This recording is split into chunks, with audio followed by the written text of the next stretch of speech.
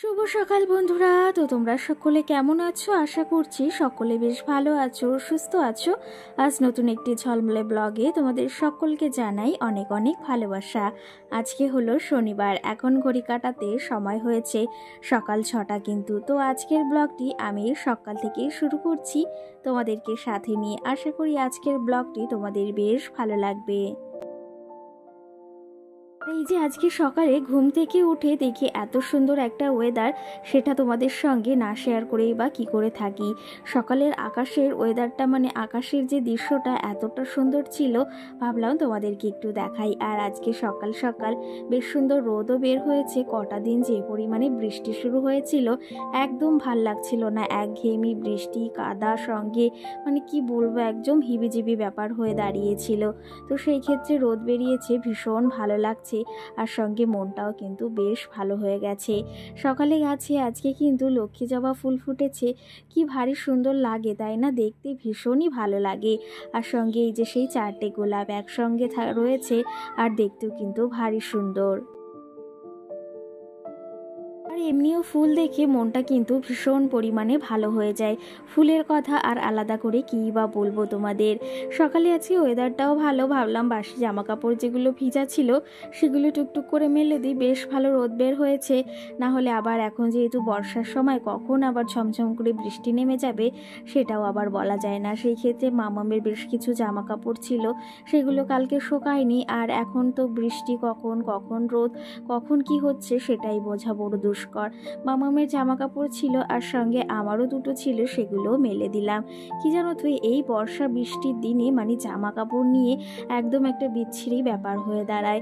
তবুও যখন রোদ ওঠে না তখন ভীষণ ভালো লাগে। আর আরেকটা বিষয়, এই বৃষ্টি নামছে, এই রোদ হচ্ছে, আর এরকম করে যে কবার জামা কাপড় মেলা হয় আর কবার যে ওঠানো হয় সেটা কি বলবো। সকালের ওইদিকে বললাম জামা কাপড় মেলে দিয়েছি, আর এখন সোজা চলে এসেছি একদম রান্নাঘরে এসেই আগে মোছামুছির কাছে হাত লাগিয়ে দিয়েছি।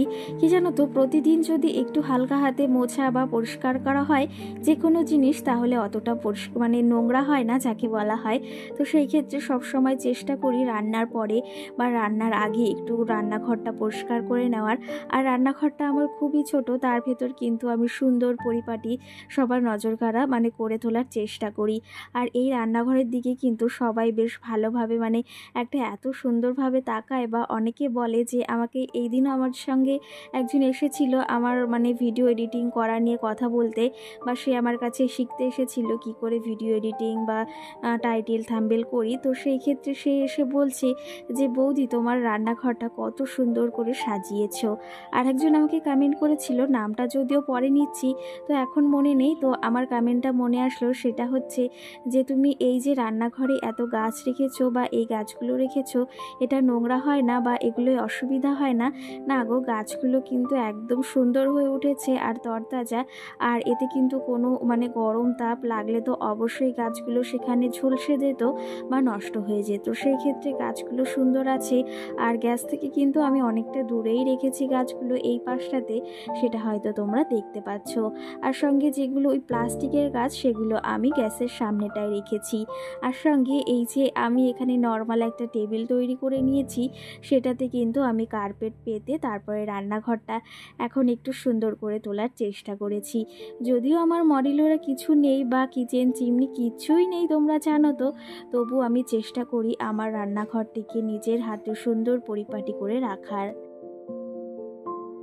মডিউলার কিচেন ছাড়া কিভাবে আমার এই ছোট্ট রান্নাঘরটিকে আমি সবার নজর কাড়া করে তুলি, আর কিভাবে সবসময় এত পরিপাটি এত ঝকঝকে তকতকে রাখি, সেটা তো তোমাদের বলেই দিলাম। প্রতিদিন একটু ওই যে রান্নার পরে বা রান্নার আগে একটু মোছামুছি করে নিলে সেগুলো কিন্তু একদম নোংরা হয় না। সঙ্গে আর একটা কমেন্টও করেছিল কি করে এত পরিষ্কার পরিচ্ছন্ন থাকে। তো সেই ক্ষেত্রে রান্নার আগে পরে একটু মোছামুছি করে নিলে না, যে জিনিসটা যেরকম সেরকমই থাকে আর দেখতেও ভারী সুন্দর লাগে। সত্যি কথা বলতে আমার এমন একটা জায়গা রান্নাঘর যেখানে আসলে আমার মনটা ভীষণ পরিমাণে শান্তি অনুভব হয়। আর চারিদিকে এত গাছপালা রেখেছি যেটা দেখলে মনটা ভীষণ ভালো হয়ে যায়। চলো তবে ওইদিকে ঘরের কাজবাজ আমি কমপ্লিট করে নিয়েছি, মানে রান্নাঘরের। এখন ঘরে চলে এসেছি এই বাসি কাজগুলো সেরে নেব। আর আগের দিন ভিডিও তোমাদের সঙ্গে শেয়ার করতে পারিনি, কারণ একটু সমস্যা ছিল, সঙ্গে ভিডিও এডিটিং করতে পারিনি। তার জন্য আমি তোমাদের সঙ্গে একটা দিন ভিডিও শেয়ার করতে পারিনি। আর আমার মনটার ভিতরে ভীষণ খারাপ লাগছিল, কারণ কি জানো তো, একটা দিন ভিডিও না শেয়ার করলে না আমার মনটার ভেতর একদম ভালো লাগে না। কিন্তু কিছু কিছু পরিস্থিতিতে এরকমটা হয়েই থাকে। তবে এই যে এই ভিডিওটি তোমরা কিন্তু এই যে সোমবারে মানে বিকাল 5টায় দেখতে পারবে। আশা করি তোমাদের বেশ ভালো লাগবে। চলো তবে এখন ঘরের কাজগুলো সেরে নিই। ঘরে বেশ কিছু কাজ রয়েছে, সেগুলো এখন করব।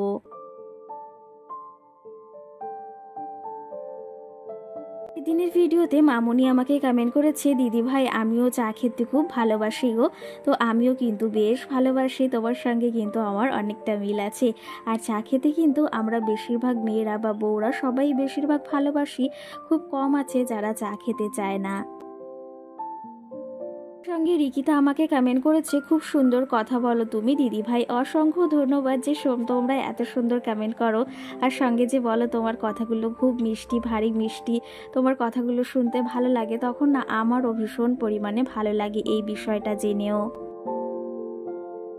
সঙ্গে সুচিত্রা আমাকে আরেকটা কমেন্ট করেছে, সে আমাকে কমেন্ট করেছে, বোনু আমাকে কমেন্ট করেছে যে দিদি ভাই সিঁদুর না পরে রান্নাঘরে যেও না। তো অবশ্যই আমি এই বিষয়টা জানতাম না, আজকে জেনে গেলাম, আমি কিন্তু আর যাব না। আর সঙ্গে লিখেছো আমার ছেলেও বেশ ভালো আছে। তো বেশ ভালো লাগলো তুমি যে এত সুন্দর একটা কমেন্ট করেছো। আর এই যে বলেছো যে আমার ভিডিওটি দেখে তুমি কমেন্টের রিপ্লাই করেছো, এটাও বেশ ভালো লাগলো। দেখো আগের দিন ওই যে তোমাদের দাদা ভাই বাড়িতে এসেছে, তো সে ওই যে দাদা বিস্কুট পাঠিয়েছিল, সঙ্গে মিষ্টি আর সঙ্গে মামামের জন্য কিছু খাবার। তো সেগুলোই আমি এখন এই মানে বোলটাতে ঢেলে রাখছি। না হলে জানো তো এই যে এখন এত পরিমাণে পিঁপড়ে হয়েছে, সেগুলো নিয়ে মানে একদম যাকে বলা হয় মাথা খারাপ হয়ে যায়। তার জন্য ভাবলাম প্যাকেট ফুটো করে কখন এগুলো খেয়ে নেবে, সেই ক্ষেত্রে আমি কিন্তু এগুলোকেই ভরে রাখছি। খেয়ে নেওয়ার ব্যাপারটা আলাদা, সেটা একদম ভালো, কিন্তু ওই যে পিঁপড়ে পিঁপড়ে হয়েছে সারাটা দিকে, তখন আরও ভীষণ খারাপ লাগে। যাই হোক, এই লাভ বিস্কুটগুলো আমি রেখে দিলাম, দেখতে কিন্তু ভারী সুন্দর লাগছে।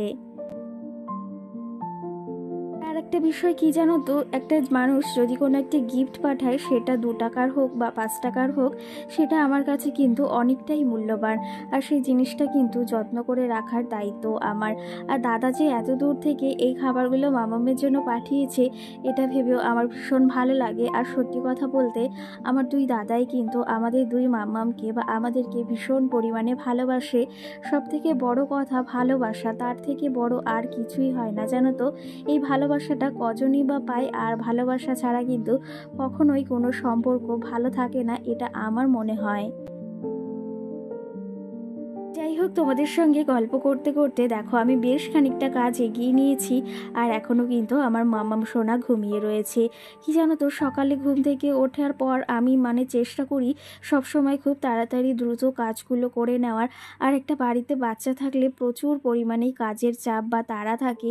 আর এই বিষয়টা মাথায় থাকে ভীষণভাবে যে আমার মামাম ওঠার আগে আমার কাজগুলো আমাকে কমপ্লিট করতে হবে। তোমাদের দাদাভাই বাড়িতে এসেছে, তারপরে কিন্তু এই যে বাজার করে নিয়ে এসেছে। আর আমি ভীষণ সবজি আনতে বলিনি, খুবই কম, আমি বলেছিলাম একটু কুমড়ো আর সঙ্গে একটু পুঁই শাক আর উচ্ছে আনতে। আর তার সঙ্গে নিয়ে এসেছে কাঁচকলা আর আলু। তো এগুলোই নিয়ে এসেছে, আর সঙ্গে মামামের জন্য মাছ এনেছে। এই যে সমস্ত কিছু আমি এখন নামিয়ে রাখছি। আর একদম সবজিগুলো কিন্তু পুরো টাটকা।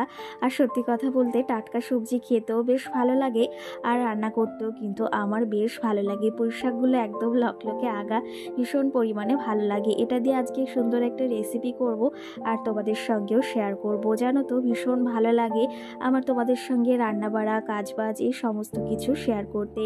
মামামের জন্য আজকে শিঙি মাছ এনেছে বেশ বড় বড়, সেগুলোই তোমাদের একটু দেখাচ্ছিলাম।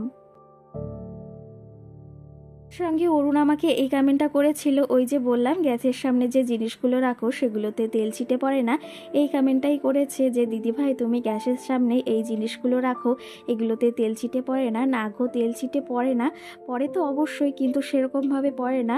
ওই যে রোজ যদি আমরা একটু মোছামুছি করে নিই তাহলে কিন্তু একদম তেল ছিটে পড়ে না, আর সেটা কিন্তু একদম সুন্দর থাকে। আর মাসে একটা দিন বা 15 দিন পর একবার ধুলে সেই জিনিসটা কিন্তু একদম সুন্দর পরিপাটি থাকে। সঙ্গে আমাকে আরেকটা কমেন্ট করেছে, সেটা হচ্ছে দিদিভাই তোমার বাড়ি কোথায়? তো আমার বাড়ি হাবড়া, গোয়ালবাটি গ্রামের নাম। তো এই যে তোমাদের বলে দিলাম, যারা অনেকে আছো নতুন আমার ভিডিও দেখছো তারা কিন্তু জানো না যে আমার বাড়িটা কোথায়। তো সেই ক্ষেত্রে আবারও বলে দিলাম, আশা করি তুমি জেনে নেবে। আর ভিডিওটি দেখলে তো অবশ্যই জানবে, আর ভিডিওটি দেখলে অবশ্যই একটা কমেন্ট করে জানিও কিন্তু। এর সঙ্গে গল্প করতে করতে এইদিকে কাজবাজগুলো কতটা এগিয়ে যায় সেটাই বুঝতে পারি না। সেই গল্পই করতে ইচ্ছা করে আর কমেন্টে রিপ্লাই দিতে ইচ্ছা করে। এদিকে দেখো আমার বৌদির মা কাঁঠাল পাঠিয়েছিল, তো সেই ক্ষেত্রে সেই কাঁঠালটা ভেঙেছি, আর সেখান থেকে কিছুটা আমি ওই যে উঠিয়ে রাখলাম নিজেদের জন্য, আর কিছুটা ওই যে কাকাদের জন্য আর মিষ্টি পাঠিয়ে দিলাম। আর এইদিকে হচ্ছে শ্বশুরবাড়ির জন্য পাঠাবো, ওটা হচ্ছে মানে মিষ্টির প্যাকেটে মিষ্টি দাদা যেগুলো পাঠিয়েছিল, আর সঙ্গে কিন্তু ওই কাঁঠাল পাঠিয়ে দিয়েছি। যাই হোক, এখন স্নান ধান করে রান্না বাড়া বসিয়ে দিয়েছি। আজকে তেমন কিছু রান্না করব না। আজকে ভেবেছি একটু পুঁই শাক দিয়ে ঘ্যাট করব, সঙ্গে একটু মুগ ডাল করব, আর সঙ্গে মামামের জন্য একটা কাঁচকলা দিয়ে তরকারি করব। এই আজকে আর তেমন কিছু ইচ্ছা করছে না, কারণ কয়েকটা দিন বেশ মানে তেল জাতীয় খাবার খাওয়া হয়েছে। সব সময় না তেল জাতীয় খাবারটা আবার বেশ ভালো লাগে না, মাঝে মাঝে একটু নর্মাল খাবার খেতেও ভীষণ পরিমাণে ভালো লাগে। চলো তবে রান্না বাড়া বসিয়েছি, স্নান হয়ে গেছে, সকালে পুজো হয়ে গেছে। এখন রান্না বাড়া সেরে একটু ভেবেছি বিশ্রাম নেব আজকে। চলো তবে এখন রান্না বাড়া চটপট করে সেরে নিই। সঙ্গে প্রিয়া আমাকে কমেন্ট করেছে, তোমার ভিডিও অনেক দিন ধরে দেখছি, তবে কমেন্ট করা হয় না। আর অনেক দিন পর আবার দেখলাম মাছের শরীর অসুস্থ ছিল। অসংখ্য ধন্যবাদ যে এই যে এতদিন পরেও তুমি কমেন্ট করেছো আর আমার ভিডিওটি আবার দেখছো, তার জন্য অসংখ্য ধন্যবাদ তোমাকে। সঙ্গে প্রদীপ আমাকে কমেন্ট করেছে, দিদি ভাই মাম্মাম স্কুলে যায় না বা স্কুলে পাঠাও না। তো মাম্মামকে স্কুলে এখন পাঠাই না, আগে নিয়ে গেছি, তবে এখন বাড়িতেই টিউশনি পড়ায়। আর ইচ্ছা আছে সামনের বার ওকে কেজি স্কুলে ভর্তি করানোর, দেখি কতদূর কি সম্ভব হয় তোমাদের ভালোবাসায়। চলো তবে রান্না বাড়া এদিকে শেষ করে নেব, আর ব্লগটিও বেশি বড় করব না, এখানেই শেষ করব। সকলে ভালো থেকো, সুস্থ থেকো, সকলকে টাটা।